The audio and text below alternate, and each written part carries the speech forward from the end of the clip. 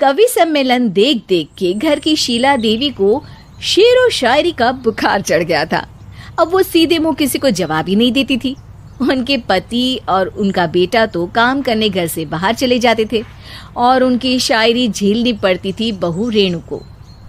अब सास बोलती नहीं, अर्ज करती थी, संदूक पे रखी संदूक, संदूक में रखे झुमके, बहू झुमके निकाल के दे मेरे, कहाँ लगा रही है ठुमके। माँ जी, झुमके तो आपके निकाल दूंगी मैं, लेकिन आपके दिमाग से ये शायरी का भूत कैसे निकलेगा?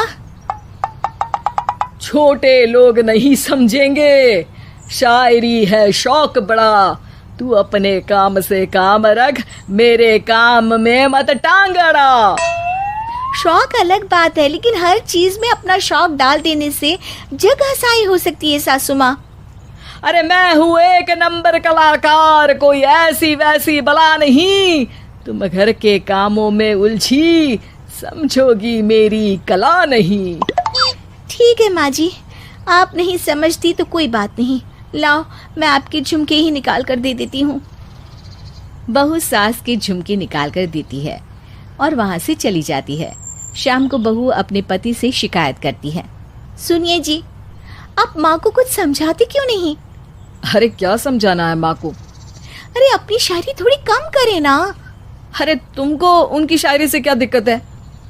अरे मुझे नहीं, पर पड़ोस में सब लोग हंसते हैं, कहते हैं बुढ़ापे में लोग सठिया जाते हैं, लेकिन शीला जी तो शायर हो गई हैं। अरे लोगों का काम है कहना, लोगों की बातों का क्या टेंशन लेना। अरे वाह, मैंने भी शेर कह दिया, वाह वाह वाह वाह। देख लो, तुमसे किसी ने कहा नहीं और तुम्हारे सामने कोई माँ की बुराई नहीं करता तो तुमको फर्क नहीं पड़ रहा। अरे तुम खामखा की बात का बतंगड़ बना रही हो। चलो चाय बना कर ले आओ मेरे लिए, साथ पियेंगे, कोई ढंग की बातें करेंगे। रेणु चाय बनाने लगती है। पहले वो अपने पति को चाय देती है, फिर सास को और आखिर में अपने ससुर को। लेकिन वो देखती है कि ससुर जी कुछ परेशान से हैं। क्या हुआ ससुर जी, कोई बात हो गई है क्या? अरे तेरी सास बात बात पे शायरी करती है। कल मैंने पूछा कि खाना खाया तो तेरी सास ने क्या जवाब दिया पता है? अरे गलती की और आरोपी ने कोड़े खा लिए फटाफट, खाना तो नहीं पर पकोड़े खा लिए झटाझट। अब बता क्या जवाब दूं इस बात का? वो तो सभी से शायरी में ही बात कर रही हैं, मुझे भी समझ में नहीं आता कि क्या करूं मैं।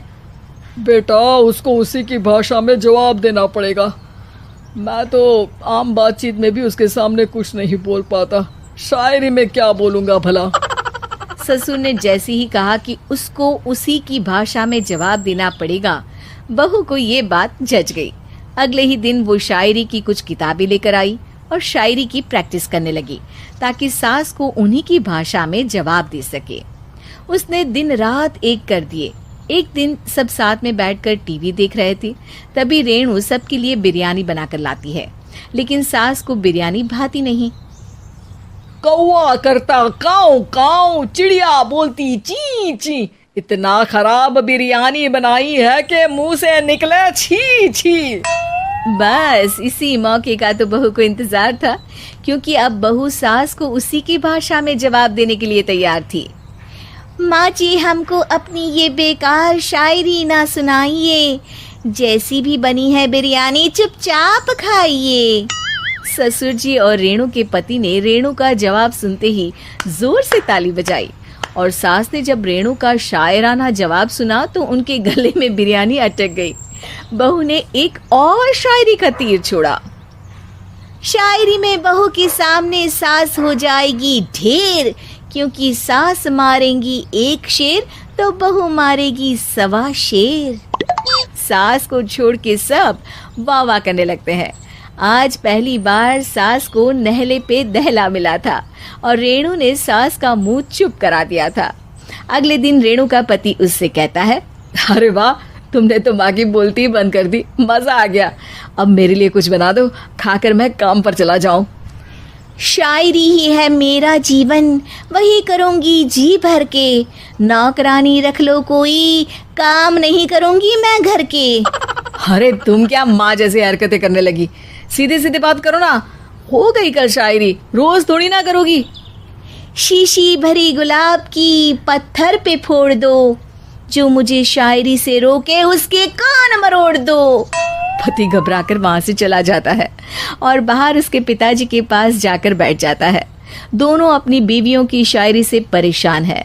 ससुर को पछतावा होता है कि क्यों उसने बहू को सास की भाषा में ही जवाब देने का आइडिया दिया। अब तो घर में दो दो शायर हैं। दोनों एक साथ दुखी स्वर में कहते हैं, हम दोनों की ही बीवियां जब से शायर हो गई है, क्या बताएं, जिंदगी एक फटा हुआ टायर हो गई है।